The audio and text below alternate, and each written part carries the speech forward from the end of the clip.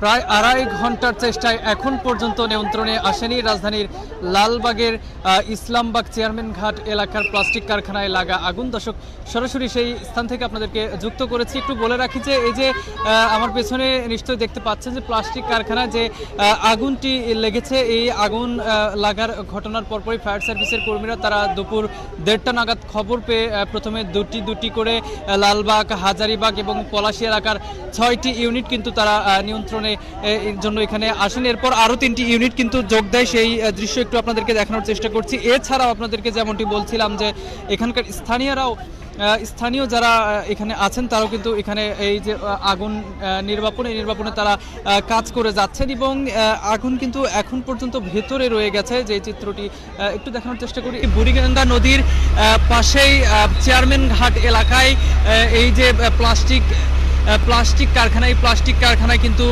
আনুমানিক 1:30 থেকে 2টার মাঝামাঝি একটি সময়ে এখানে কিন্তু ভয়াবহ একটি অগ্নিকাণ্ডের ঘটনা ঘটে এবং এই অগ্নিকাণ্ডের ঘটনার খবর পেয়ে ফায়ার সার্ভিসের একাধিক ইউনিট কিন্তু এখানে চলে এসেছেন এবং তারা কাজ করছেন। আমরা দেখছি যে উৎসুক জনতা তারাও কিন্তু এখানে ভিড় করছেন। আপনাদেরকে সেই চিত্রও একটু দেখানোর চেষ্টা করি যে এদিক দিয়ে উৎসুক জনতারাও কিন্তু ভিড় করছেন। তবে পাশে যে বুড়িগঙ্গা নদী, এই বুড়িগঙ্গা নদী আসলে থাকায় ফায়ার সার্ভিসের কর্মীদের আসলে যে উদ্ধার তৎপরতা অর্থাৎ অগ্নি নির্বাপনের যে চেষ্টা সেটি কিন্তু তারা চালিয়ে যাচ্ছেন এবং পানির যে সংকট সেটি কিন্তু হচ্ছে না বললেই চলে। আমরা সেই চিত্র একটু আপনাদেরকে দেখানোর চেষ্টা করছি। এই যে আগুনের যে ধোঁয়া, সেই ধোঁয়াটা একটু আপনাদেরকে যদি দেখানোর চেষ্টা করি যে অনেকাংশেই কমে এসেছে। তবে এই যে ফায়ার সার্ভিসের তৎপরতা অর্থাৎ ঘন্টা খানিক ধরে তারা এই আগুন নেভানোর কাজ কিন্তু চালিয়ে যাচ্ছেন। এখন পর্যন্ত কিন্তু আসলে আগুন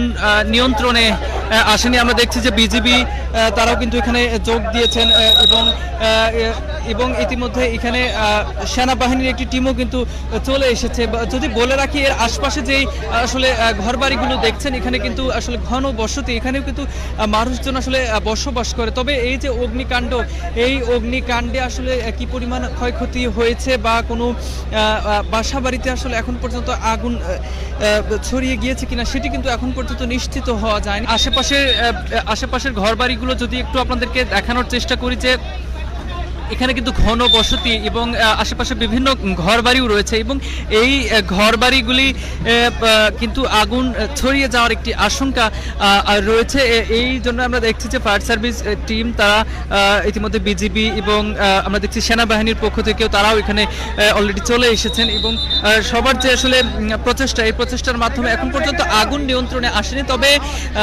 তবে তারা কিন্তু তাদের যে চেষ্টা সেটি কিন্তু চালিয়ে যাচ্ছেন এবং উৎসুক জনতার ভিড়, যেমনটি আসলে বলছিলাম, ঘনবসতি হওয়ার কারণে এখানে উৎসুক জনতার যে ভিড় সেটি কিন্তু রয়েছে এবং এই উৎসুক জনতার ভিড়ে কিন্তু আমরা দেখছি যে এখানে যারা আসলে আগুন নিয়ন্ত্রণের কাজে যারা আসলে কাজ করছেন, চেষ্টা করছেন, এই উৎসুক জনতার ভিড়ে কিন্তু আসলে সেটিও কিন্তু কিছুটা বেগ পেতে হচ্ছে। তবে উৎসুক জনতা সরিয়ে দেওয়ার চেষ্টা করছেন এখানকার যে বিজেপি সদস্যরা আছেন এবং আপনারা দেখতে পাচ্ছেন বিল্ডিংয়ের যে ভেতরে জানালা দিয়ে এখন পর্যন্ত আগুন কিন্তু দেখা যাচ্ছে এবং সেই জানালাগুলি দিয়েই ফায়ার সার্ভিস কর্মীরা তারা কিন্তু এই আগুনটি আসলে নিয়ন্ত্রণের চেষ্টা করছেন এবং ফায়ার সার্ভিসের একাধিক টিম কিন্তু এখন এখানে যুক্ত হয়েছেন এবং এই আগুন কিন্তু তারা নিয়ন্ত্রণের চেষ্টা করছেন।